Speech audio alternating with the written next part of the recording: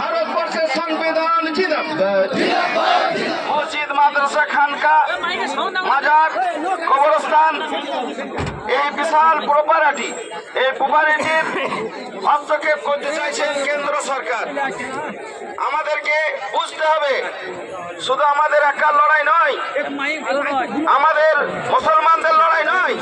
এই মুখে আনবেন না, আমরা মুসলমানদের এটা লড়াই নয় শুধু, এটা আমরা সমস্ত জাতি মিলে লড়াই। আমাদের কাছে খবর আছে অনেক বিজেপি ভাই এরকম অনেক নেতা আছেন যারা এই আইন মনে প্রাণে মেনে নিতে পারেন না, তারা আমাদের সাথে যোগাযোগ রেখেছে। আপনারা কি বলছেন? কোন জাতি নয়। আমরা যেখানে পাস হয়েছে 98টা ভোট পড়েছে, তার মধ্যে 12টা শুধু মুসলিম, আর বাদ বাকি অন্য ধর্মের মানুষ। বলুন তারা আমাদের সাথে আছে কি নাই?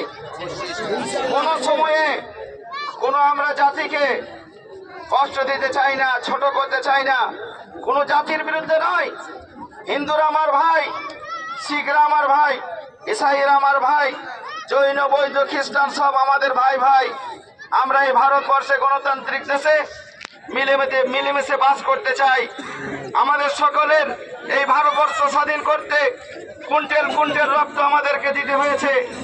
এই ভারতবর্ষের মাটি, প্রত্যেকটা জাতির রক্ত মিশে আছে এই মাটিতে। তার সাথে সাথে মুসলমান যে সম্প্রদায় আছে, এদেরও কুরবানি কম নাই। এদের 52,000 টাকা চাঁদনি চোখ থেকে নিয়ে লাল কেল্লা পর্যন্ত তাদেরকে কাটা হয়েছিল গলা। আর এই দাড়িওয়ালা টুপিওয়ালা মৌলানা হাফেজদেরকে টাঙ্গিয়ে দেওয়া হয়েছিল গাছে। তারা নিজের জান দিয়েছিলেন। আজ সেই ভারত স্বাধীন আমরা করেছিলাম যে সময়ে 200 বছর ইংরেজ রাজত্ব করেছিল। কোনো মায়ের লাল ছিল না তাদের সামনে কোনো ফতোয়া দেওয়ার, তাদের বিরুদ্ধে কথা বলার। সেই সময়ে শাহ মুহাদ্দিস আজিজ দেহলিবি রহমতুল্লাহ আলাইহি, শাহ ওলিউল্লাহ মুহাদ্দিস দেহলিবি রহমতুল্লাহ আলাইহির ছেলে, তিনি ফতোয়া দিয়েছিলেন সেই বর্বর ইংরেজদের বিরুদ্ধে জিহাদ করা সমস্ত মুসলমানদের জাতি, ধর্ম, বর্ণ নির্বিশেষে ফরজ হয়ে গেছে। উঠে পেড়ে সেই সময়ে সমস্ত মুসলিম জাহান জেগেছিল। তাদেরকে জেল খাটতে হয়েছে, আমাদের মুরব্বীদেরকে প্রাণ দিতে হয়েছে, জান দিতে হয়েছে। 1-8টা নয়, 52,500 ওলামা, হাফেজ, কারি, মাওলানা। তাহলে বলুন, আমরা যেমন এখানে এসেছি 5টা গায়ের আলেম, আমাদের সাথে কত মানুষ এসেছে বলেন? কয়েক হাজার মানুষ এসেছে। 52,500 হাফেজ মাওলানার সাথে কতজন সাথে এসেছিল বলেন? তারা লক্ষ লক্ষ এই মুসলিম, তারা রক্ত দিয়েছিল এই দেশের জন্য। দেশকে স্বাধীন করতে গিয়ে বিজেপি সরকার কি ভেবেছে? আরে নরেন্দ্র মোদীর তখন দলের লোক কোথা ছিল? আপনার ওই অমিত শাহর লোক কোথা ছিল? তারা তো তাদের ইংরেজদের দালালি করেছে। আর সমস্ত জাতি তখন জান দিয়েছেন, রক্ত দিয়েছেন। তারা রক্ত দিয়ে এই দেশ স্বাধীন করেছেন। সেই ইতিহাস আমরা ভুলে যাইনি। আমাদের এই ইতিহাস আমাদের প্রত্যেকটা ছেলে জানার দরকার। তার জন্য ভাই, আপনাদের আমাদের সমাজকে আমরা বলবো জোড়হাত করে, এই আন্দোলনটা কোনো জাতির জন্য নয়, কোনো পার্টির জন্য নয়। আজকে আমরা জাতপাত ভুলে সব জাতিকে আমরা আহ্বান করছি আমাদের দলে শরীক হন।